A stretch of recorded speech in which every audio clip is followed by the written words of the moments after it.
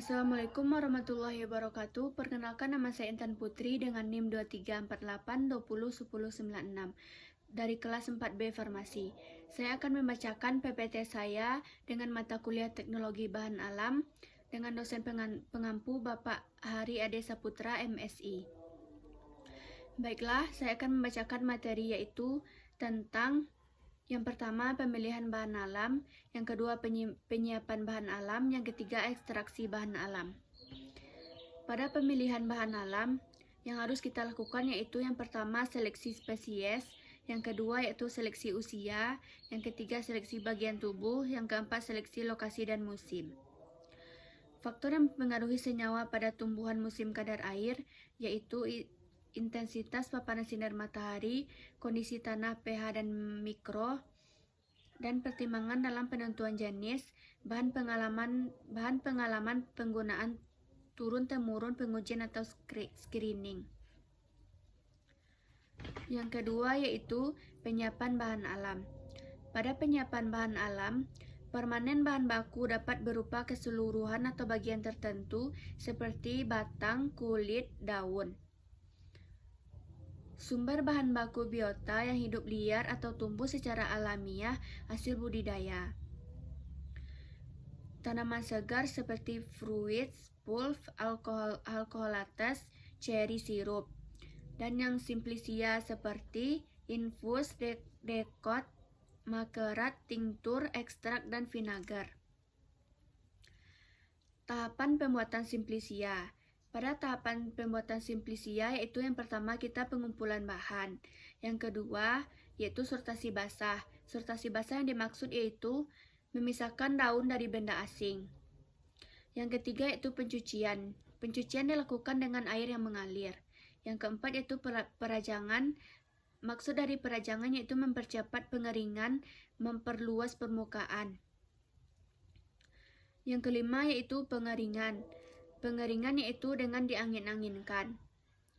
Yang keenam yaitu sortasi kering. Sortasi kering yaitu memisahkan bagian yang tidak dibutuhkan. Yang ketujuh pemeriksaan mutu. Yang kedelapan pengepakan. Yang kesembilan yaitu penyimpanan. Materi yang selanjutnya yaitu ekstraksi bahan alam. Definisi ekstraksi. Ekstraksi adalah proses untuk mengambil senyawa aktif atau zat bermanfaat dari bahan alam, seperti tumbuhan atau hewan, dengan menggunakan pelarut tertentu. Proses ini sering digunakan di bidang makanan, obat-obatan, dan kosmetik. Macam-macam ekstraksi yaitu yang pertama ekstraksi padat, cair.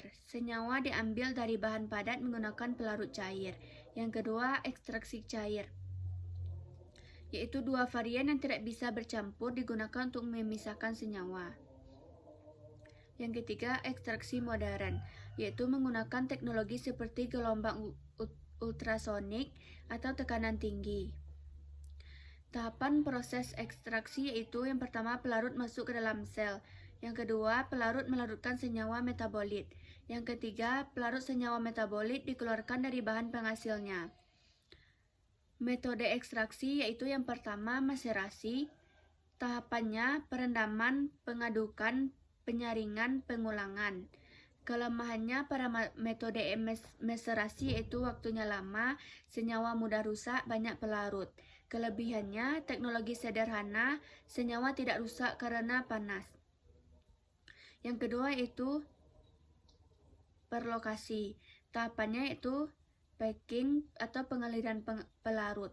Kelemahannya itu lebih banyak pelarut, senyawa sulit tersari atau tersumbat.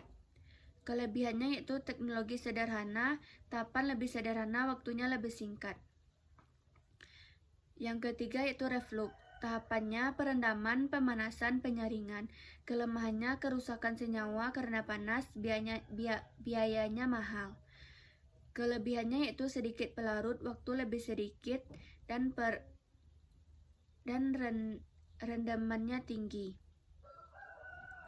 Yang keempat yaitu sokletasi. Tahapannya packing, pemanasan pelarut. Kelemahannya kerusakan senyawa karena panas dan biayanya lebih mahal. Kelebihannya yaitu sedikit pelarut, waktu lebih singkat, dan rendamannya tinggi. Yang kelima yaitu ultrasonikasi. Tahapannya perendaman, ultrasonikasi, penyaringan, dan pengulangan. Kelemahannya yaitu biayanya mahal. Kelebihannya waktu lebih singkat, pelarut sedikit, senyawa tidak rusak atau karena panas. Yang keenam yaitu microwave. Tahapannya yaitu perendaman, ultrasonikasi, penyaringan, pengulangan. Pada kelemahannya yaitu biaya lebih mahal, senyawa mudah rusak, dan yang lainnya. Kelebihannya itu sedikit pelarut, waktu lebih singkat, dan rendamannya tinggi. Metode ekstraksi. Pada metode ekstraksi tahapannya itu perendaman, ultrasonikasi, penyaringan. Kelemahannya itu biayanya sangat mahal. Kelebihannya itu sedikit pelarut, waktunya lebih singkat. Pemilihan pelarut tergantung pada jenis senyawa yang ingin diambil.